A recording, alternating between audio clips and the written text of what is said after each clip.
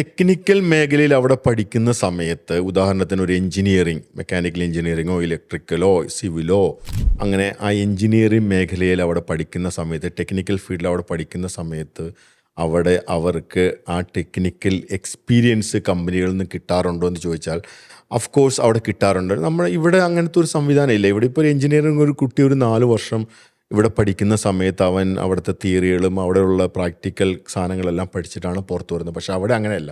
അവിടെ പഠിപ്പിക്കുന്ന സമയത്ത് ഒരു എക്സാമ്പിൾ, ഇപ്പോൾ ഒരു മെക്കാനിക്കൽ എഞ്ചിനീയർ ആണെങ്കിൽ പഠിക്കുന്ന സമയത്ത് എന്ത് ചെയ്യും, അവനെ കമ്പനിയിലേക്ക് ജോലിക്ക് വിടും.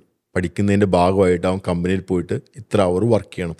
ഈ വർക്ക് ചെയ്യുന്ന സമയത്ത് കമ്പനി അവന് സാലറിയും കൊടുക്കും. അപ്പോൾ ഒരു എഞ്ചിനീയർ അവിടെ നിന്ന് പഠിച്ച് പുറത്തിറങ്ങിയാൽ അവൻ വളരെ കൃത്യമായിട്ട് ആ സ്കില്ല് കൃത്യമായിട്ട് പഠിച്ച ഒരാളായിട്ടായിരിക്കും പുറത്തിറങ്ങുന്നത്. അല്ലാതെ വെറുതെ ഒരു തിയറി മാത്രം പഠിപ്പിക്കുന്ന ഒരു സംവിധാനം അല്ല. കൂടുതലും പ്രാക്ടിക്കൽ ഓറിയൻറ്റഡ് ആയിട്ടാണ് എന്ത് ചെയ്യുന്നത് അവിടെ പഠിപ്പിക്കുന്നത്.